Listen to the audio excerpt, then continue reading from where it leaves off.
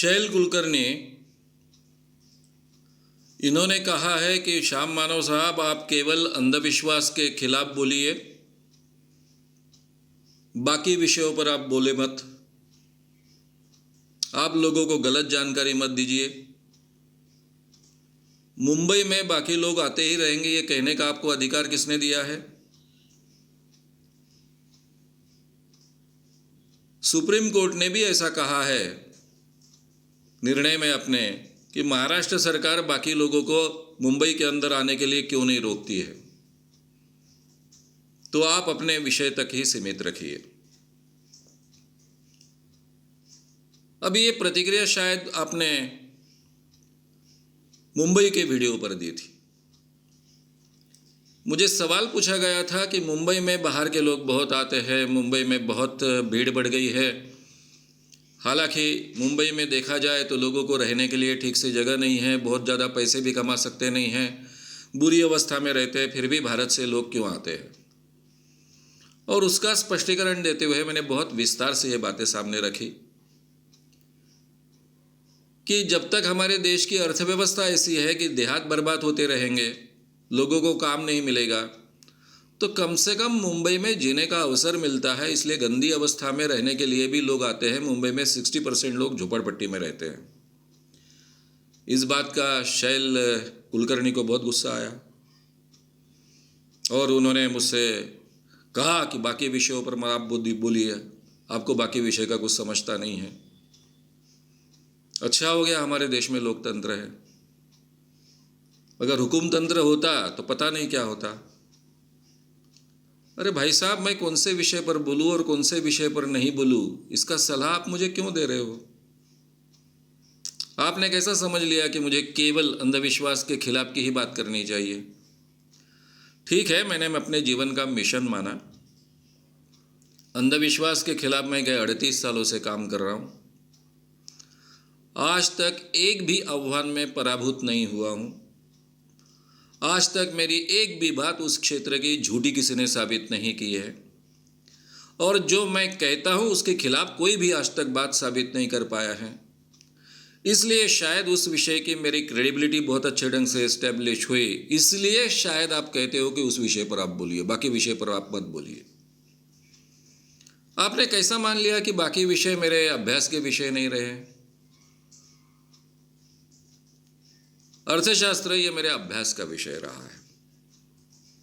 मैं संपूर्ण क्रांति जयप्रकाश नारायण के आंदोलन का एक कार्यकर्ता रहा। उन दिनों में मुझे पूरे दुनिया के सभी चीज़ों का अभ्यास करना पड़ा है कि हमारे देश की अर्थव्यवस्था कैसी होनी चाहिए, एजुकेशन की व्यवस्था कैसी होनी चाहिए, राजकीय अवस्था कैसी होनी चाहिए, कौन कौन सी पॉलिटिकल अवस्थाएं होती है पूरे दुनिया में, कौन कौन सी अर्थव्यवस्थाएं होती हैं, कौन सी बेहतर है। इन सब का बहुत कंपैरेटिव स्टडी पहले से किया हुआ है और उसके आधार पर मैं अपनी बात रखता हूं। अब तुम्हें सब विषय का नॉलेज होना चाहिए, ये मैं आग्रह तो नहीं रख सकता हूं, लेकिन दूसरों को कोई नॉलेज नहीं है, ये किस आधार पर आप बात कर रहे हो? ये मुंबई क्या किसी के बाप की है? मुंबई भारत की है ना, कि भारत के बाहर है? आप देश की अर्थव्यवस्था ऐसी बनाओगे कि देहात बर्बाद होते रहेंगे, देहात में लोगों को रोजगार नहीं मिलेगा। देश की अर्थव्यवस्था इस ढंग से निर्माण करोगे कि देश में देहात के लोग शहरों में आए, उसी को आप प्रगति कहते हो। इस ढंग के अर्थव्यवस्था के ये परिणाम है। ये अगर आपको नहीं समझता है तो मैं क्या कर सकता हूं? उसके लिए आपको अर्थशास्त्र का अभ्यास करना पड़ेगा। वैसे भी आप इंडिया के प्रतिनिधि हो, मैं तो इंडिया में रहता हूं क्योंकि मुंबई में रहता हूं, लेकिन मैं भारत का प्रतिनिधि हूं। अभी आपको भारत और इंडिया का भी फर्क समझाना पड़ेगा। उसके लिए शरद जोशी का आंदोलन आपको समझना पड़ेगा। महात्मा गांधी ने ग्राम स्वराज में क्या कहा है ये आपको समझना पड़ेगा। वो समझने के लिए तो मेरे चैनल की आपको मदद हो सकती है। हिंद स्वराज नाम के 5 व्याख्यान की पूरी सीरीज़ है, 15 घंटे का पूरा मटेरियल है। आप उसको ठीक ढंग से सुनिए तो आपको पता चलेगा। आपको ऐसा लगता है कि मुंबई मुंबई के भरोसे महान है, तो ये दिमाग में से निकाल दीजिए। बीच में जब राज ठाकरे जी ने बिहारी लोगों के खिलाफ आंदोलन खड़ा किया था, बिहारी लोग भाग गए थे, तो कितने प्रोजेक्ट्स बिल्डिंग्स के अधूरे रह गए थे, ये जानकारी कृपया आप निकालिए। मुंबई के आज की स्थिति में पूरे देश का योगदान है। आप कोई बिहार प्रांत से आए, कोई और प्रांत से आए, इसलिए उनको रोक नहीं सकते हो। ऐसा कोई कानून आप जिस दिन बनाओगे उस दिन इस देश के और टुकड़े हो जाएंगे। ऐसा कानून बनाया जा सकता है, लेकिन उस दिन और देश के टुकड़े हो जाएंगे। और मुंबई में केवल बिहार से लोग नहीं आते, उत्तर प्रदेश से लोग नहीं आते हैं। आप अगर मुंबई के झोपड़पट्टी में घूमेंगे, आप कैसे घूमेंगे? आप तो कभी घूमे नहीं हो, क्योंकि आप तो इंडिया के प्रतिनिधि हो, बड़े बिल्डिंग में रहते हो। अगर आप मुंबई के झोपड़पट्टी में जाओगे तो आपको महाराष्ट्र के हर जिले के लोग वहां मिलेंगे, हर देहात का आदमी मिलेगा।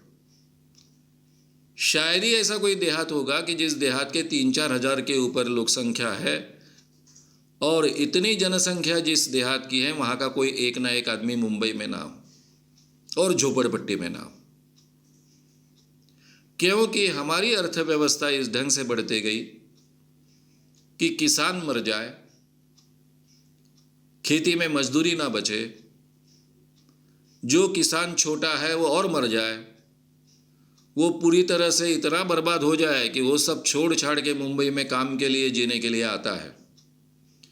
आपको मैक्सिमम झोपड़पट्टी में जो लोग दिखते हैं वो किसान होते हैं। ये पीढ़ी किसान की होगी या पिछली पीढ़ी किसान की होगी।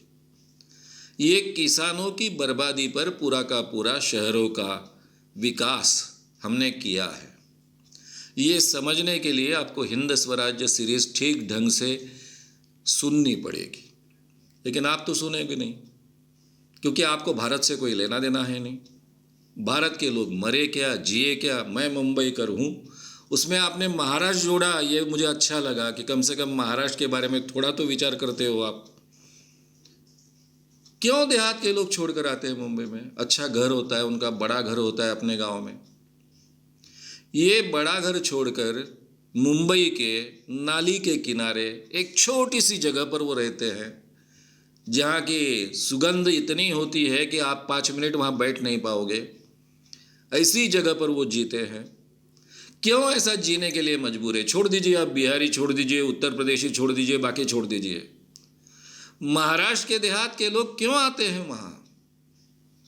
उनकी मजबूरी है, क्योंकि अर्थव्यवस्था ग्रामीण पूरी तरह से हमने चौपट कर दी है। देहात के लोगों को जीने के लिए अवसर नहीं है देहात में, इसलिए वो शहर में आते हैं, मुंबई में आते हैं। मुंबई मोस्ट डिसिप्लिन शहर है, इसलिए औद्योगिक क्षेत्र में सबसे बड़ा नाम मुंबई का है, पहले से रहा है, अंग्रेजों के ज़माने से रहा है। कलकत्ता भी बहुत बड़ा शहर था, लेकिन वहाँ इतनी अच्छी डिसिप्लिन नहीं थी। धीरे धीरे मुंबई पूरे देश की औद्योगिक नगरी बन गई है। इसमें सभी का योगदान है। बाहर के प्रांत से जो लोग आते हैं, कुछ बदमाश लोग आते होंगे, कुछ चोर उचक्के आते होंगे, लेकिन मेजॉरिटी लोग मुंबई के डिसिप्लिन के साथ में एडजस्ट होते हैं और मुंबई को सुचारू रूप से चलाने में उनका भी हिस्सा होता है। तो आप उनको क्या देश के बाहर के समझोगे? ये बात सही है कि हर एरिया के व्यक्ति पर अन्याय नहीं होना चाहिए, लेकिन जो मुंबई में पैदा हुआ वो केवल मुंबई का नहीं है ना, वो तो पूरे भारत का हिस्सा है ना।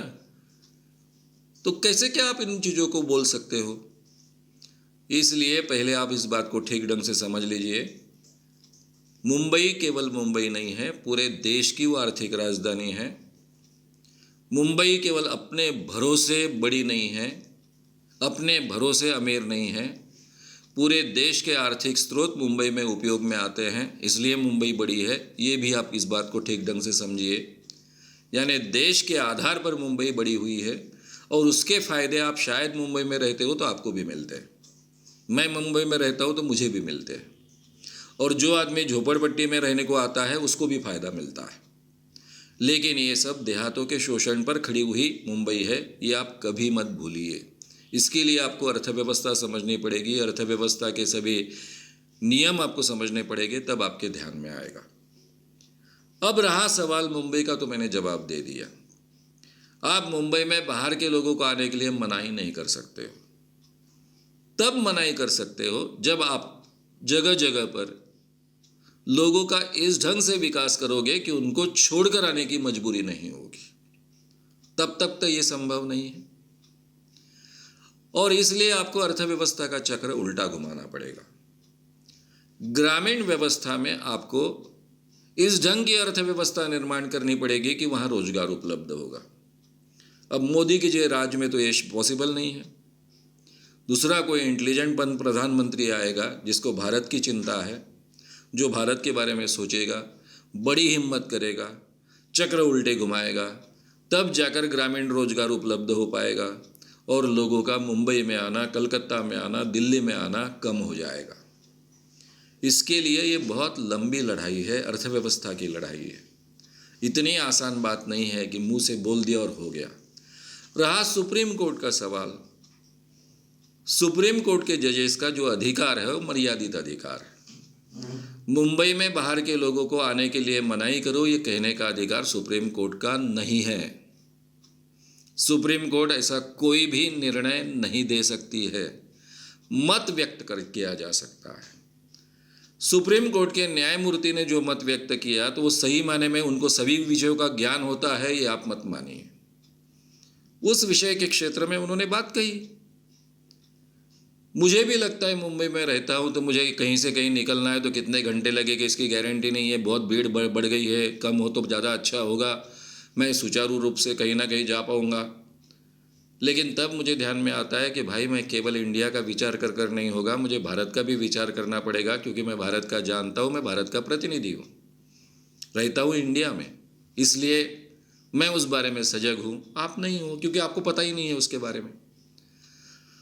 इसलिए इन सब बातों को बहुत अच्छे ढंग से समझ लीजिए। अब रहा सवाल मेरे ज्ञान का, मैंने कभी दावा नहीं किया कि सभी विषय का मुझे पूरा ज्ञान है, मैं सर्वज्ञ हूं। लेकिन मैं जब बोलता हूं तो जिन चीजों के बारे में मुझे पता है उसी के बारे में मैं बोलता हूं।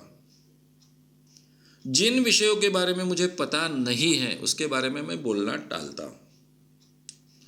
हो सकता है कि एक आधी विषय की जानकारी में कहीं नाम गलत हो जाए, कहीं एक आधा पॉइंट गलत हो जाए, क्योंकि काफ़ी सालों से आप कुछ चीज़ें पढ़ते रहते हो, काफ़ी चीज़ें आपके दिमाग में, ब्रेन में रहती है, कुछ गलत तरीके से रह सकती है, इसलिए एक आधी चीज़ की गलती हो सकती है। ये कब हो सकती है गलती? जब मैं एक्सटेम्पोर सवालों के जवाब देता हूं तब, क्योंकि जो मेरे दिमाग में आज तक है उसके आधार पर उसका जवाब मैं देता हूं। लेकिन जब मैं लाइव भाषण आपके सामने देता हूं तो पूरी तैयारी कर कर आता हूं, पूरी तैयारी, और जो पॉइंट्स मैं आपके सामने रखता हूं वो पूरे जांच कर आता हूं, उसका रिसर्च किया हुआ रहता है। वहाँ एक गलती होने की गुंजाइश बहुत कम होती है। इसके बावजूद मुझे किसी चीज़ की अगर गलत जानकारी मिले, क्योंकि जानकारी प्राप्त करने के लिए आप किसी किताब का उपयोग करते हो, इंटरनेट का उपयोग करते हो, कोई ना कोई ज्ञान के साधन का उपयोग करते हो। दुनिया का ज्ञान आपको बैठे बैठे तो अपने आप प्राप्त नहीं हो सकता है, ना ही ऐसी कोई क्षमता किसी में होती है कि मुझे अपने आप ज्ञान प्राप्त हो जाए। तो इसलिए जिन साधनों का मैं उपयोग करता हूँ उस साधन में ही अगर गलती होगी, उस आर्टिकल में गलती होगी, उस किताब में गलती होगी, उस इंटरनेट में जिस वेबसाइट से मैं जानकारी ले रहा हूँ वहीं पर गलती होगी, तो मेरे हाथ से भी गलती हो सकती है। गलती किसी के भी हाथ से हो सकती है। ऐसी अगर कोई गलती होती है तो आप डेफिनेटली मुझे वो ध्यान में ला कर दीजिए। मैं अपने जीवन में इतना प्रामाणिक व्यक्ति हूँ कि अपनी गलती कभी भी मैं स्वीकारता हूँ। गलती हर एक के हाथ से हो सकती है, लेकिन कृपया मुझे इस विषय पर मत बोलिए, उस विषय पर मत बोलिए, ये ज्ञान मत पिलाइए। मैं अपनी क्षमताओं को जानता हूँ, अपनी मर्यादाओं को भी बहुत अच्छे ढंग से जानता हूँ। ठीक है, मैंने अपने जीवन में 2 क्षेत्र में ज़्यादा समय दिया है, पर्सनालिटी डेवलपमेंट के क्षेत्र में और अंधविश्वास के क्षेत्र में। उसके लिए मैंने पूरा अपना जीवन दिया है, लेकिन बाकी विषयों से भी मेरा लेना देना है, क्योंकि पूरे मानव जाति से मेरा लेना देना है। मानव जाति से जितने भी रिलेटेड विषय है वो अपने मेरे विषय है, ऐसा मैं मानता हूँ। तो कृपया इस बात को भी आप ध्यान में रखिए। आपको अपने विचार व्यक्त करने का पूरा पूरा अधिकार है। ये आपका अलग विचार व्यक्त करने का, मेरी आलोचना करने का आपका अधिकार जो है वो मुझे केवल मान्य नहीं है, तो उसका मैं आदर भी करता हूँ।